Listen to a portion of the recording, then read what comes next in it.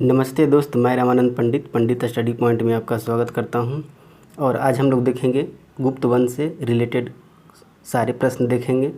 और इसके पहले हमने गुप्त मौर्य काल का वीडियो बनाया था, जो कि आप आई बटन पे क्लिक करके आप यहां से देख सकते हैं। तो चलिए आज शुरू करते हैं आज का गुप्त वंश से रिलेटेड प्रश्न जो हैं। तो शुरू करते हैं। क्वेश्चन नंबर 1 में देखिए, क्वेश्चन नंबर 1 में है, किस गुप्त शासक को भारत का नेपोलियन भी कहा जाता है? किस गुप्त शासक को भारत का नेपोलियन कहा जाता है? तो वह शासक जो है समुद्रगुप्त हो जाएगा। समुद्रगुप्त को क्यों भारत का नेपोलियन कहा जाता है? चूँकि कहा जाता है समुद्रगुप्त जो थे आर्यावर्त के 9 शासक और दक्षिणावर्त के 12 शासक को पराजित किया था, इसलिए इसको जो है भारत का नेपोलियन भी कहा जाता है। अच्छा, किसने कहा था समुद्रगुप्त को भारत का नेपोलियन? तो बी ए स्मिथ जो है भारत का नेपोलियन समुद्रगुप्त को कहा था, बी.ए. स्मिथ। इस तरह से आप याद रख सकते हैं। नेक्स्ट क्वेश्चन, शकों के विजय के उपलक्ष्य में चंद्रगुप्त द्वितीय ने कौन से सिक्के चलाए थे? तो शकों के विजय के उपलक्ष्य में चंद्रगुप्त द्वितीय जो थे चांदी के सिक्के चलाए थे। और गुप्तकालीन चांदी के सिक्कों को क्या कहा जाता है? क्वेश्चन ऐसा भी पूछा जाता है। तो गुप्तकालीन चांदी सिक्कों को रुपयका कहा जाता था, वहीं सोना के सिक्कों को दिनार कहा जाता था। नेक्स्ट क्वेश्चन की बात करें, भारत में हुनों का आक्रमण के समय गुप्त शासक कौन था? जिस समय हुनों का आक्रमण हुआ था उस समय गुप्त शासक जो था स्कंदगुप्त था। नेक्स्ट क्वेश्चन, समुद्रगुप्त किसका उपासक था? समुद्रगुप्त किसका उपासक था? तो समुद्रगुप्त जो था विष्णु का उपासक था। समुद्रगुप्त किसका उपासक था? विष्णु का उपासक था। नेक्स्ट क्वेश्चन, नालंदा विश्वविद्यालय की स्थापना किसके द्वारा की गई थी? तो नालंदा विश्वविद्यालय की स्थापना जो था कुमारगुप्त के द्वारा किया गया था। लेकिन क्वेश्चन अगर पूछे नालंदा विश्वविद्यालय जो था उसको ध्वस्त किसने किया था? तो बख्तियार खिलजी के द्वारा किया गया था, जो कि किसका सेनापति था? क्वेश्चन ऐसा भी पूछेगा, बख्तियार खिलजी किसका सेनापति था? तो कुतुबुद्दीन ऐबक का सेनापति था बख्तियार खिलजी। वह जो था नालंदा विश्वविद्यालय को ध्वस्त किया था। वहीं स्थापना की बात आवे तो कुमारगुप्त इसका करेक्ट आंसर हो जाएगा। नेक्स्ट क्वेश्चन, गुप्त काल में भू राजस्व कुल उत्पादन का कितना हुआ करता था? तो उसमें गुप्त काल में भू राजस्व जो था 1/4 से लेके 1/6 तक वसूला जाता था। नेक्स्ट क्वेश्चन, क्वेश्चन नंबर 7, गुप्त काल में ऐसी भूमि जो जोतने योग्य नहीं होती थी क्या कहलाती थी? गुप्त काल में वैसा भूमि जो नहीं जोता जाता था, जोतने योग्य नहीं होता था, उसको सील कहा जाता था। वहीं जो जंगली भूमि होता था उसको अपरहत बोला जाता था। जो जंगली भूमि होता था उसको अपरहत बोला जाता था। और जो जिसमें वास करता था, मनुष्य लोग वास करता था, उसको बोला जाता था वास्तु भूमि कहा जाता था। जो कृषि करने योग्य भूमि होता था उसको क्षेत्र कहा जाता था। और जो पशुओं के लिए भूमि होता था उसको चारागाह भूमि कहा जाता था। इसलिए यहाँ पूछा था जोतने योग्य भूमि, तो उसको सील कहा जाता था। नेक्स्ट क्वेश्चन, एरन अभिलेख का संबंध किस गुप्त शासक से था? एरन अभिलेख, एक होता है एरन अभिलेख और एक होता है एलोह अभिलेख। दोनों में डिफरेंट है, एलोह अभिलेख और एरन अभिलेख। एरन अभिलेख जो है किस गुप्त शासक से संबंधित है? तो भानुगुप्त हो जाएगा। और सर्वप्रथम एरन अभिलेख से ही साक्ष्य मिलता है सती प्रथा का किससे साक्ष्य मिलता है? एरन अभिलेख से। वहीं एलोह अभिलेख कहेगा तो पुलकेशन द्वितीय हो जाएगा एलोह अभिलेख किससे संबंधित है? पुलकेशन द्वितीय। लेकिन एरन अभिलेख जो है भानुगुप्त, इसका करेक्ट आंसर हो जाएगा। क्वेश्चन नंबर 9, गुप्त राजवंश का राज्य चिन्ह क्या था? गुप्त राजवंश का राज्य चिन्ह क्या था? तो उसका राज्य चिन्ह जो था गरुड़ था।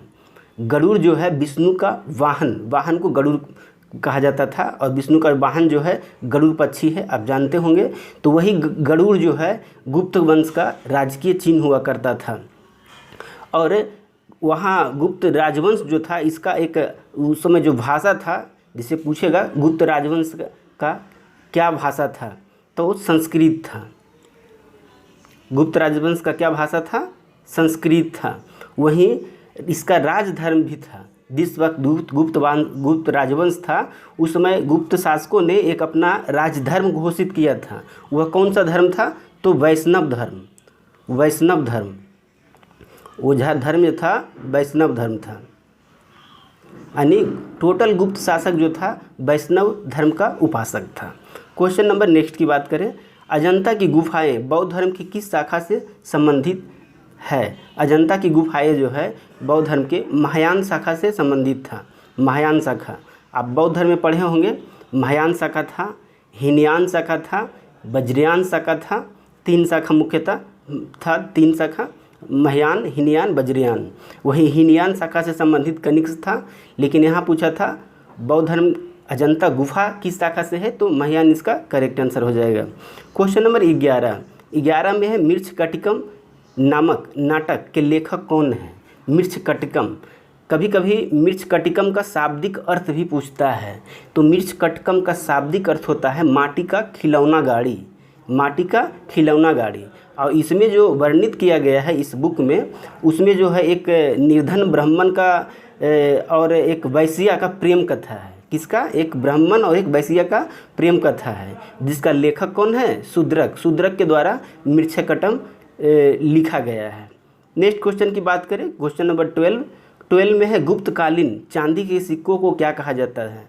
तो गुप्तकालीन चांदी के सिक्कों को क्या कहा जाता था? रुपया का कहा जाता था। वहीं सोनों के सिक्का को क्या कहा जाता था? जो सोना का बना होता था तो उसको दिनार, सोना के सिक्का को दिनार कहते थे, वहीं चांदी के सिक्का को रुपया का कहा जाता था। क्वेश्चन नंबर 13, मंदिर बनाने की कला का जन्म किस काल में हुआ? मंदिर बनाने की कला का जन्म जो है गुप्त काल में हुआ। गुप्त काल में स्थापत्य कला जो था उत्कर्ष पे था, इसलिए गुप्त काल को साहित्य काल का स्वर्ण युग भी कहा जाता है। जिस तरह जहांगीर के काल में चित्रकारी उत्कर्ष पे था, इसलिए उसको चित्रकला का स्वर्ण युग कहा जाता है।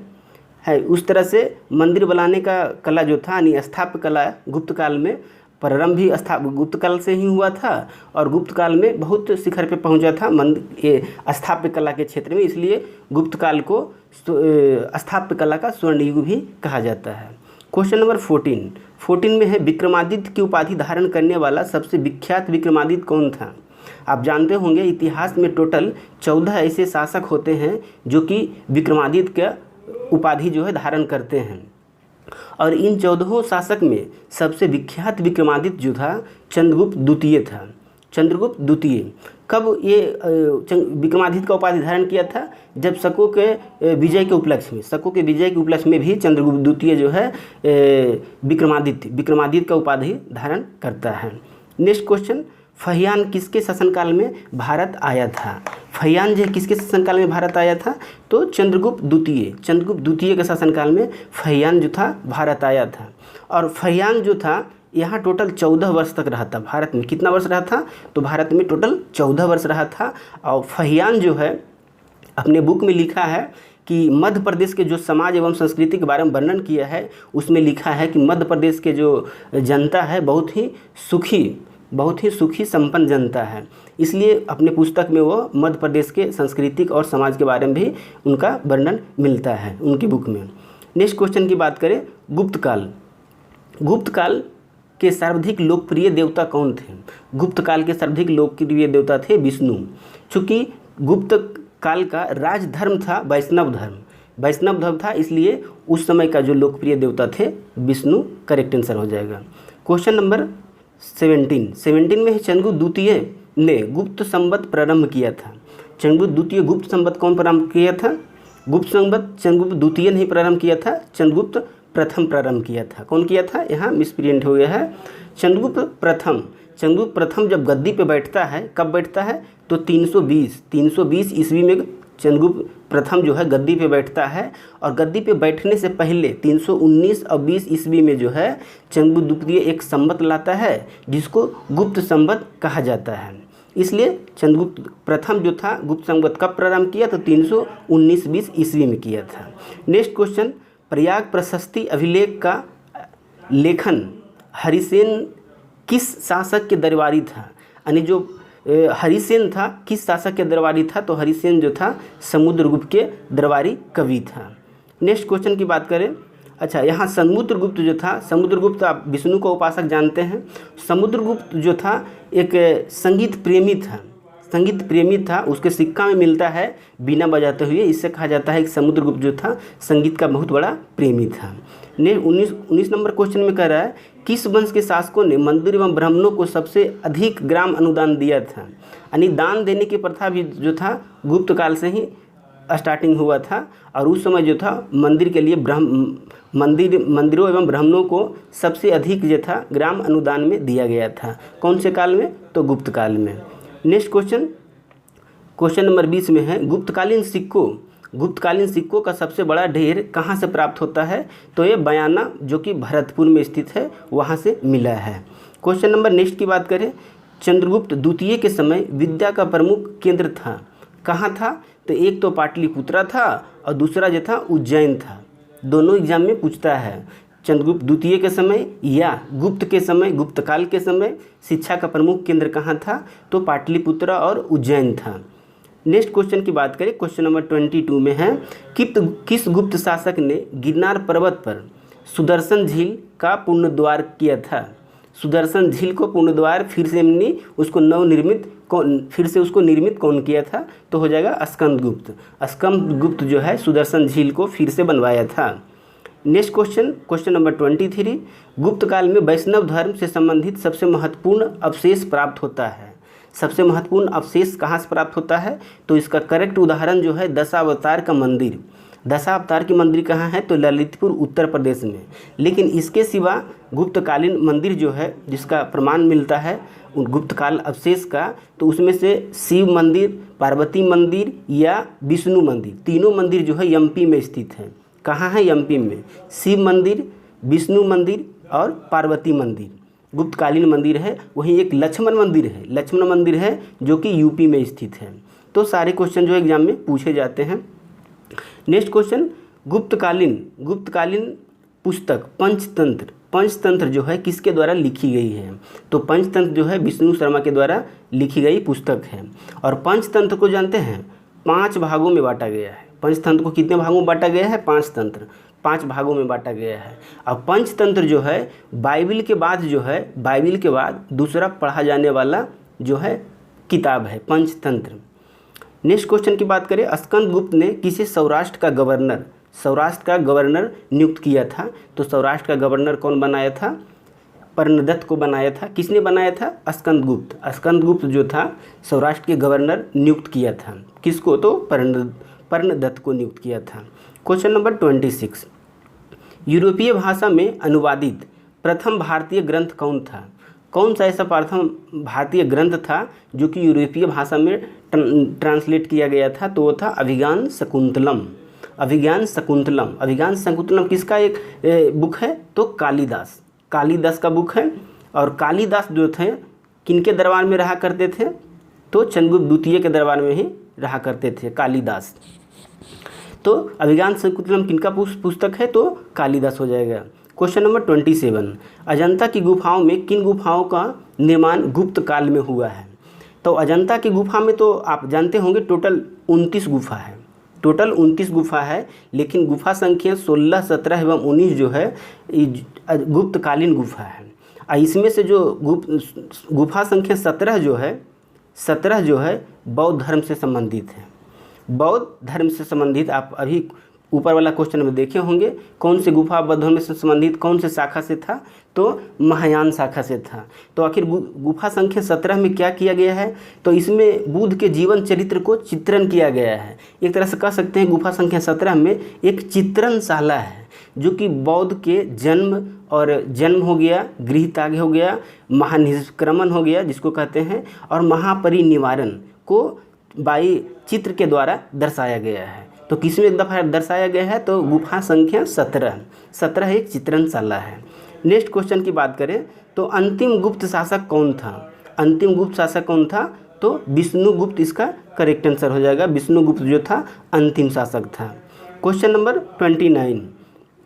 29 में है चंद्रगुप्त द्वितीय किसका उत्तराधिकारी था? तो चंद्रगुप्त द्वितीय जो है समुद्रगुप्त के बाद चंद्रगुप्त द्वितीय आता है। आप सीरियल देखिए, याद रखिए। श्रीगुप्त जो था संस्थापक था, जो कि गुप्त वंश के संस्थापक कहा जाता है। लेकिन अगर महान शासक पूछेगा प्रथम महान शासक, तो प्रथम महान शासक चंद्रगुप्त प्रथम हो जाता है। लेकिन सीरियल ऑर्डर में श्रीगुप्त था, उसके बाद घटोत्कच आया और उसके बाद चंद्रगुप्त प्रथम आया, उसके बाद समुद्रगुप्त आता है, उसके बाद फिर चंद्रगुप्त आता है जो कि महान शासक रहता है। दूसरा महान शासक चंद्रगुप्त द्वितीय, लेकिन प्रथम महान शासक चंद्रगुप्त प्रथम हो जाएगा। उसके बाद जो कुमारगुप्त आता है, चंद्रगुप्त द्वितीय के बाद कुमारगुप्त आता है और फिर स्कंदगुप्त आता है, फिर विष्णुगुप्त जो है गुप्त वंश का सबसे लास्ट शासक होता है, यानी अंतिम शासक विष्णुगुप्त होता है। क्वेश्चन नंबर 30 में है, किस गुप्त शासक के दरबार में 9 विद्वानों का एक मंडली निवास करती थी? तो 9 विद्वानों का एक मंडली किस में निवास करती थी? तो चंद्रगुप्त द्वितीय के शासनकाल में। चंद्रगुप्त द्वितीय के शासनकाल में जैसे कालिदास हो गए, धन्वंतरी हो गए, अमर सिंह हो गए, बारामिहिर हो गए, ये सब जो मिला के 9 विद्वानों का समूह था, मंडली था, जिसको नवरत्न भी कहा जाता है। जिस तरह अकबर के दरबार में नवरत्न थे और कृष्णदेवराय के समय में अष्ट दिग्गज थे, उसी तरह 9 विद्वानों का एक मंडली जो था चंद्रगुप्त द्वितीय के समय भी निवास करती थी। इस तरह से जो है 30 क्वेश्चन का सीरीज जो है समाप्त हो गया। आप बताइएगा आपको सेट कैसा लगा, और वीडियो अच्छा लगे तो लाइक कीजिए, कमेंट कीजिए और साथ ही वीडियो को शेयर कीजिए। Thank you.